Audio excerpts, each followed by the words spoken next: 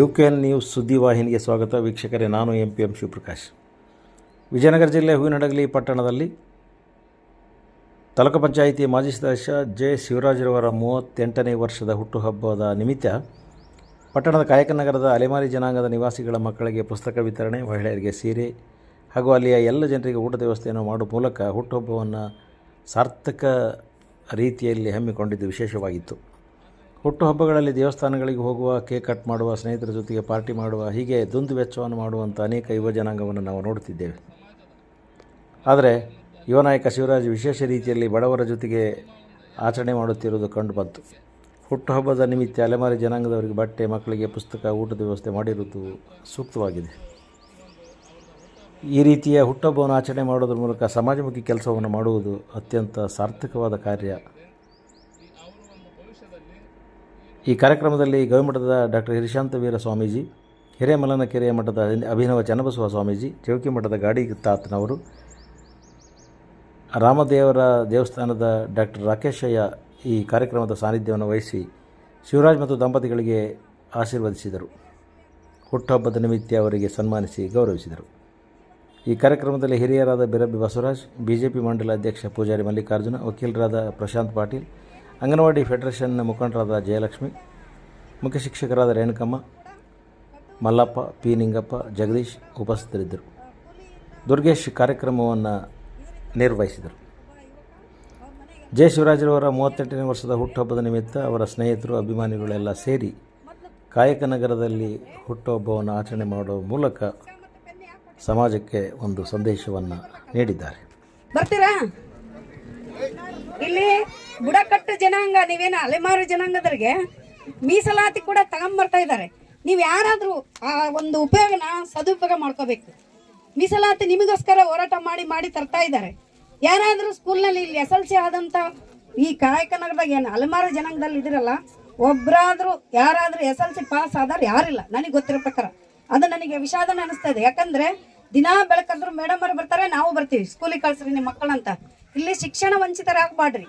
ನಿಮಗೆ ಶಿಕ್ಷಣನೇ ಮುಂದೆ ಒಂದು ದಾರಿದೀಪ ಆಗುತ್ತೆ. ಯಾಕಂದ್ರೆ ಬರೀ ಭಿಕ್ಷೆ ಬೇಡೋದ್ರಿಂದ ನಿಮ್ಮ ಜೀವನ ಚೆನ್ನಾಗಿರಲ್ಲ. ನಿಮ್ಮ ತಂದೆ ತಾಯಿನ ಆಯ್ತು ಏನಮ್ಮ ಚಿನ್ನ,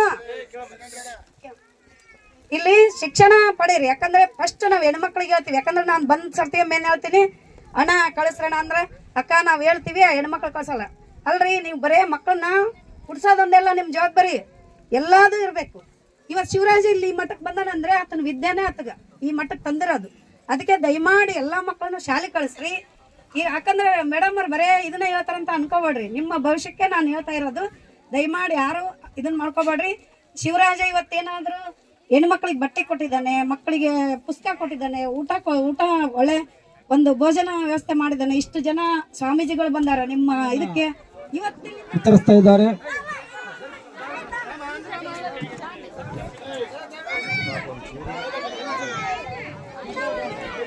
ಸೀರೆಯನ್ನ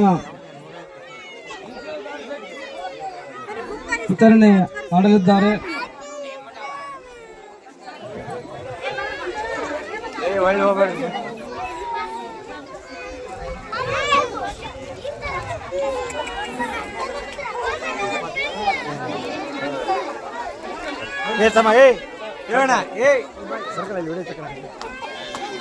ತಮ್ಮ ಆಶೀರ್ವಾದ ಆ ಮಗನ ಮೇಲೆ ಇರಲಿ. ಮುಂದಿನ ದಿನಮಾನಗಳಲ್ಲಿ ಅವರಿಗೆ ಆರೋಗ್ಯ, ಐಶ್ವರ್ಯ ದಯಪಾಲಿಸಲಿ. ಅವ್ರು ಕಂಡಂತ ಕನಸು ಈಡೇರಲಿ.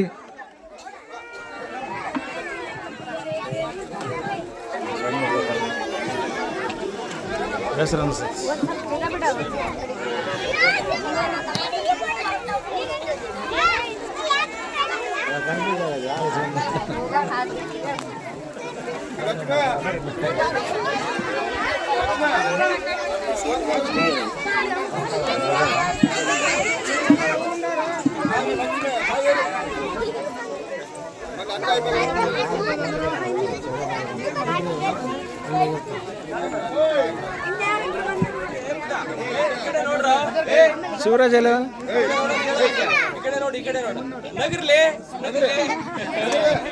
ನೀನು ಹಂಗಂದ್ರೆ ಅದ ಬರ್ತದೆ. ಜೆ ಶಿವರಾಜ್ರವರು ವಿಶೇಷ ರೀತಿಯಲ್ಲಿ ಹಿಂದುಳಿದಿರ್ತಕ್ಕಂಥ ಮಕ್ಕಳ ಬಡಾವಣೆಗೆ ಬಂದು ಅಲ್ಲಿ ಓದುತ್ತಿರುವ ಬಡ ಮಕ್ಕಳಿಗೆ ತನ್ನ 38ನೇ ವರ್ಷದ ಹುಟ್ಟುಹಬ್ಬದ ಪ್ರಯುಕ್ತ ಮಕ್ಕಳಿಗೆ ಪಠ್ಯ ಪುಸ್ತಕಗಳನ್ನು ವಿತರಣೆ ಮಾಡುವುದರ ಮೂಲಕ ಅತ್ಯಂತ ವಿಶೇಷ ರೀತಿಯಲ್ಲಿ ಪರಮ ಪೂಜ್ಯರ ಗಣ್ಯರ ನೇತೃತ್ವದಲ್ಲಿ ತನ್ನ ಹುಟ್ಟುಹಬ್ಬವನ್ನು ಆಚರಿಸಿಕೊಳ್ಳುತ್ತಿದ್ದಾರೆ. ಅವರಿಗೆ ಆ ದೇವರು ಆರೋಗ್ಯ ಆಯುಸ್ಸು ಕೊಟ್ಟು ಮೂರ್ಕಾಲ ಚೆನ್ನಾಗಿ ಇರುವಂತೆ ಆಶೀರ್ವದಿಸಬೇಕಾಗಿ ಭಗವಂತನಲ್ಲಿ